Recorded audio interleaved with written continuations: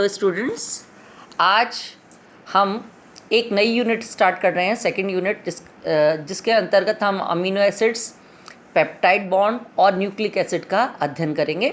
तो आज हम स्टार्ट कर रहे हैं अमीनो एसिड से, और प्रोटीन्स इसी का कंक्लूडिंग पार्ट है जो आगे हम पढ़ेंगे। कार्बोहाइड्रेट केमिस्ट्री हमारी कंप्लीट हो गया है। किन्हें हम कहते हैं अमीनो एसिड्स? वो ऐसे ऑर्गेनिक कंपाउंड या ऐसे यौगिक जिसमें अमीनो ग्रुप भी हो और कार्बोक्सिलिक ग्रुप दोनों हो, तो उनको हम अमीनो एसिड कर दें। यानी अमीनो ग्रुप भी हो, NH2 समूह भी हो और COH समूह भी हो, उनको हम अमीनो एसिड कहते हैं। और बनते कैसे हैं? प्रोटीन के जल अपघटन करने पर हमें अमीनो एसिड का मिश्रण प्राप्त होता है। जैसे हमको पता है सारे जितने भी प्रोटीन्स हैं वो किससे मिलके बनते हैं? अमीनो एसिड से मिलके बनते हैं। इसलिए अमीनो एसिड्स में कार्बोक्सिलिक समूह की स्थिति अल्फा पोजीशन पर या C2 स्थिति पर हमेशा अमीनो ग्रुप जुड़ा रहता है। अतः अल्फा अमीनो एसिड्स ही प्रोटीन की मूल संरचनात्मक इकाई मानी जाती है। यानी कि सारे जितने भी अमीनो एसिड्स हैं उसमें अल्फा पोजीशन पर, यानी कि कार्बन नंबर 2 पर अगर NH2 समूह हो तो वही उसकी मूल संरचनात्मक इकाई मानी जाती है। प्रोटीन से प्राप्त होने वाले अमीनो एसिड की संरचना 22 है। टोटल कितने हैं? 22। इनमें से केवल दो को छोड़कर सारे के सारे अल्फा अमीनो एसिड्स हैं। अपवाद कौन कौन से हैं? प्रोलीन एंड हाइड्रोक्सी प्रोलीन, दोनों इसके एक्सेप्शंस है, और ये दोनों इमीनो एसिड्स हैं, नॉट अमीनो एसिड्स।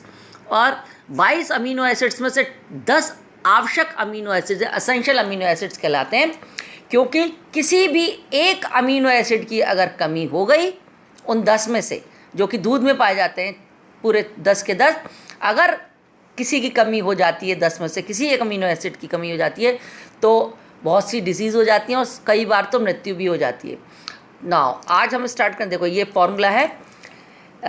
कार्बन पर चारों समूह अलग अलग हैं। ऑप्टिकल एक्टिव कार्बन है, जैसे कि हमें दिखाई दे रहा है। COH है, CH3 समूह है, कोई भी एल्काइल ग्रुप है, H है और एक NH2 है अल्फा कार्बन पे।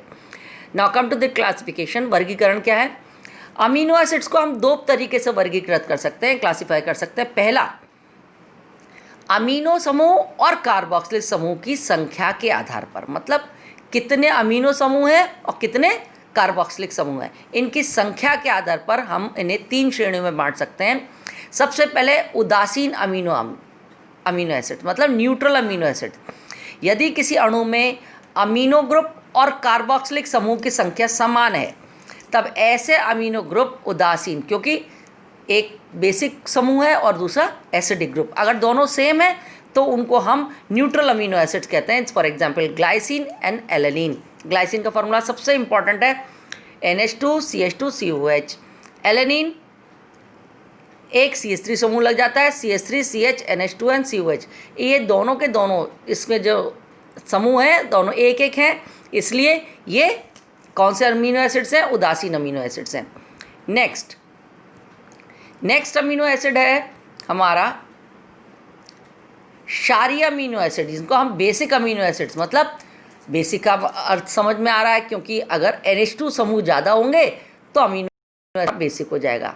यदि अणु में COOH समूह की तुलना में NH2 समूह की संख्या अधिक होती है तो ऐसे अमीनो एसिड क्षारीय अमीनो एसिड कहलाते हैं, जैसे लाइसिन एंड आर्जिनिन। लाइसिन का फॉर्मूला देखो, lysine CH2 CH2 CH2 CH2 CH NH2 and COH, और कार्बन नंबर 1 2 3 4 5 6 7, वहीं यहाँ पर भी NH2 लगा हुआ है।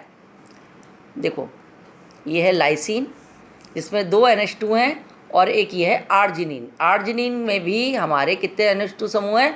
2 NH2 समूह हैं। तो ये दोनों किसका उदाहरण है?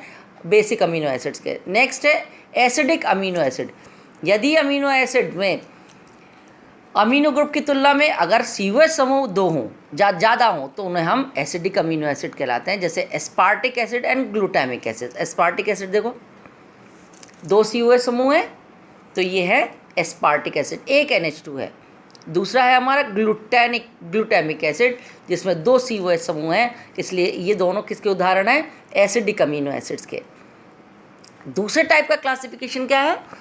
कार्बोक्सिलिक समूह के संदर्भ में यानी अमीनो एसिड की पोजीशन के आधार पर, मतलब COH तो कोने पे लगा ही होगा, कार्बन नंबर 1 पे हमेशा COH रहेगा, पर उसके रेस्पेक्ट में NH2 समूह मैंने तुम्हें पहले बताया कि अक्सर अमीनो एसिड जो हैं वो अल्फ़ा है, अल्फ़ा कार्बन पे NH2 है, पर कई बार बीटा गामा पर भी उपस्थित हो सकते हैं। तो ऐसे अमीनो एसिड्स को हम दूसरी तरह से कैसे क्लासीफाई करेंगे?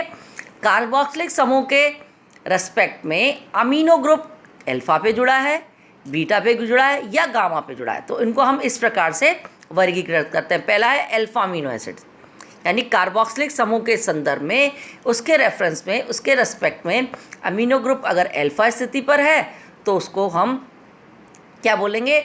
यानी कि कार्बोक्सिलिक ग्रुप और अमीनो ग्रुप एक ही कार्बन से जुड़े हैं, देखो जैसे एलेनिन ये है, तो इसको हम बोलेंगे अल्फ़ा अमीनो एसिड। वेलिन, इसको भी हम बोलते हैं अल्फ़ा अमीनो एसिड्स, क्योंकि दोनों समूह जो है वो एक ही अल्फ़ा कार्बन से जुड़ा है। तो ये किसका उदाहरण है? अल्फ़ा अमीनो एसिड्स का। नेक्स्ट है बीटा अमीनो एसिड। इसमें अमीनो समूह कार्बोक्सिलिक समूह के रेस्पेक्ट में बीटा पोजीशन से जुड़ा रहता है, जैसे बीटा अमीनो प्रोपियोनिक एसिड और बीटा अमीनो ब्यूटारिक एसिड। देखो ये अमीनो एसिड कौन सा है? ये अमीनो एसिड है हमारा बीटा अमीनो एसिड, और इसमें जो अमीनो ग्रुप है वो अल्फ़ा की जगह बीटा कार्बन पे जुड़ा हुआ है। नेक्स्ट है gamma amino acid. Gamma amino acid कौन सा है? इस प्रकार के अम्लों में अमीनो समूह कार्बोक्सिलिक एसिड के रेस्पेक्ट में गामा कार्बन पे जुड़ा हुआ था। किस पे जुड़ा है? देखो ध्यान से, गामा कार्बन पे। Gamma carbon, gamma amino butyric acid and gamma amino pentanoic acid. इन दोनों के अंदर हम देखो इस प्रकार से देखा रहे, गामा अमीनो ब्यूटारिक एसिड और gamma amino pentanoic acid, alpha beta and gamma, तो इनको बोलते हैं हम गामा अमीनो एसिड। तो इस तरीके से हमने दूसरी तरीके से कैसे क्लासीफाई किया? Alpha amino acid, beta amino acid and gamma amino acid. Now come to the structure and stereochemistry. जैसा मैंने अभी बताया, एक ही कार्बन पर 4 समूह लगे हैं, तो इसका मतलब carbon is always optically active. अधिकांश अमीनो एसिड में अमीनो समूह अल्फ़ा स्थिति पे होता है, और ग्लाइसिन के अलावा प्राकृतिक स्रोतों से, मतलब नेचुरली अकरिंग जो जितने भी अमीनो एसिड है वो ऑप्टिकल एक्टिविटी प्रदर्शित करते हैं, एक्सेप्ट ग्लाइसिन। Why glycine? क्योंकि ग्लाइसिन में CH2 होता है, यानी एक कार्बन पे 2 Hs का मतलब वो ऑप्टिकल एक्टिव नहीं है। तो एक्सेप्ट ग्लाइसिन, लगभग सारे नेचुरल अकरिंग जितने भी अमीनो एसिड होते हैं वो सारे के सारे कैसे होते हैं? ऑप्टिकली एक्टिव होते हैं और ऑप्टिकल रोटेशन प्रदर्शित करते हैं, प्रकाशिक संभाव्यता प्रदर्शित करते हैं। किसी भी अल्फ़ा अमीनो एसिड की संरचना को अगर हम ध्यान से देखें तो अल्फ़ा कार्बन पर एक चिरल सेंटर होता है, और ये एक महत्वपूर्ण और रोचक तथ्य क्या है कि प्राकृतिक स्रोतों से प्राप्त सभी अमीनो एसिड जो है alpha amino acid alpha carbon पर L विन्यास में रहता है। देखो हम कार्बोहाइड्रेट केमिस्ट्री पढ़ के चुके हैं बेटा, सब बच्चों को पता है D क्या होता है और कैपिटल D क्या होता है, कैपिटल L क्या होता है। H और OH के विन्यास में भिन्नता रखने के कारण हमने कार्बोहाइड्रेट में कहा था D कैपिटल D और कैपिटल L, पर यहाँ अमीनो एसिड में भी नेचुरल अकरिंग जो है अल्फ़ा कार्बन पे अगर विन्यास हम देखें तो किसका देखेंगे? H और किसका? NH2 का। जैसे कि अल्फ़ा L अमीनो एसिड किसे बोलेंगे? NH2 हमारे लेफ्ट हैंड साइड हो और H हमारे अगर राइट हैंड साइड होगा तो उसको हम अल्फ़ा अमीनो एसिड कहेंगे। इसको हम किससे कंपेयर कर रहे हैं? देखो L ग्लिसरल्डिहाइड, OH लेफ्ट था, H राइट था, तो उसको हम बोल रहे थे L ग्लिसरल्डिहाइड।